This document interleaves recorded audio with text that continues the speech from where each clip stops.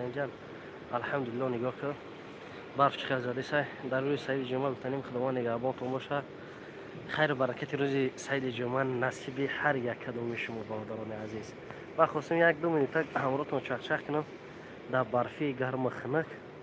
الحمدلله نگاه خیلی برف زده سای بعد تمامی خستی.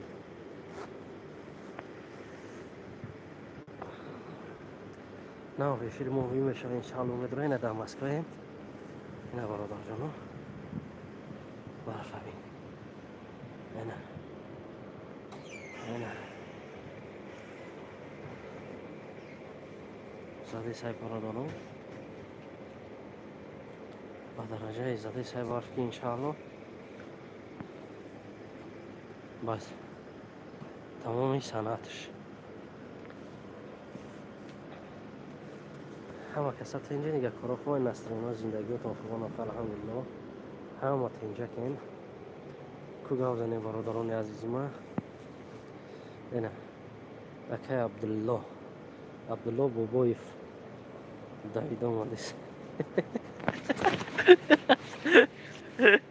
ماشین دیگه چرا رفتی برادر ماشین دیگه الحمدلله یا الله میرم ها اوه چی کوکاری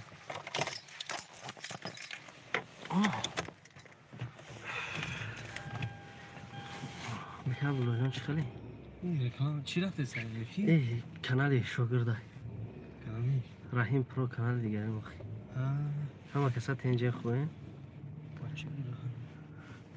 قفو در نگاه که با یا برو پرادکشن نشد ماشینو را شناسی نگرفتی تو؟